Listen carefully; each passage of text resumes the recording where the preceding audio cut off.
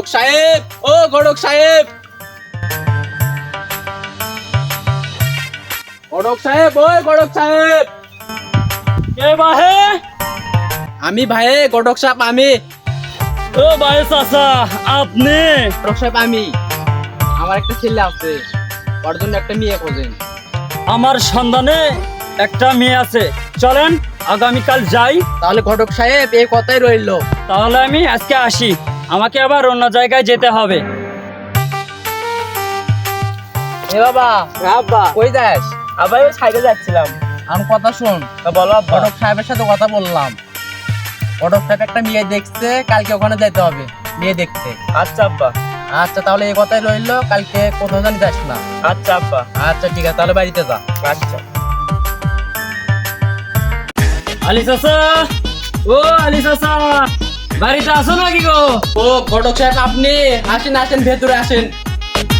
ঘটক সাহেব আসেন, বসেন বসেন।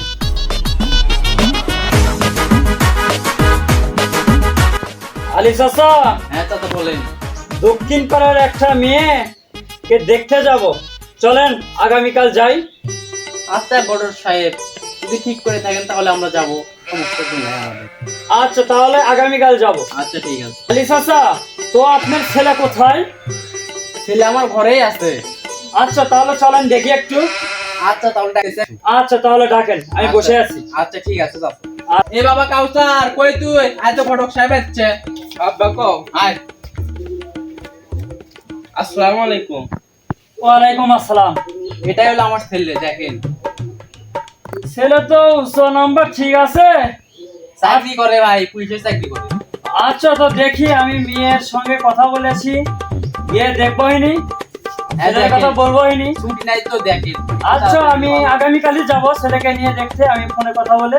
আচ্ছা ঘটক সাহেব, তাহলে এই কথাই রইলো, আগামীকাল তাহলে আমরা যাবো। আচ্ছা ভাই, তাহলে চলেন। আচ্ছা ভাই, ঠিক আছে। তো আলি চাচা, বাড়িতে আছো নাকি? চলো মেয়ে দেখতে যাওয়া লাগবে, বারো। এ বাপ কাউসার, আয় ঘটক সাহেব চায়। আসসালামু আলাইকুম। ওয়ালাইকুম আসসালাম। ভালো আছেন? বাবা, ওই যে কালকে যে বললাম আগামীকাল একটা মেয়ে দেখতে যাবো, তুমি কি যাওয়ার জন্য প্রস্তুত আছো? হ্যাঁ চলেন যাই। আব্বা কি বলো? হ্যাঁ চল, বিয়ে যখন করবি চল যাই। হ্যাঁ, বিয়ে চলো দেখে আসি। হ্যাঁ চাচা, তাহলে চলো।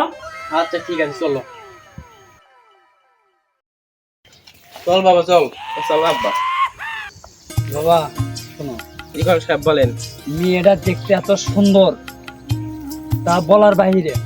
চোখগুলো পুতুলের মতন, উচ্চ লম্বা, ফিগার সব কমপ্লিট। তুমি খালি দেখবা, তুমি করো সরকারি চাকরি।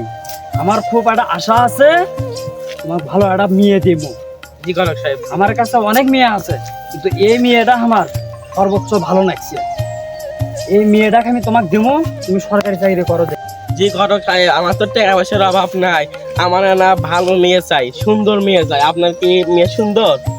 বললাম কি, পুতুলের মতন দেখতে সুন্দর, তোমার যা লাগে সেটাই তুমি পাবা। চলেন দেখে আসি। হ্যাঁ যাবো তো, কিন্তু আমাকে একটা পান খাওয়ার একটা অ্যামাউন্ট বেড়ে দিবে না? আচ্ছা সেটা পরে দেখবোই না।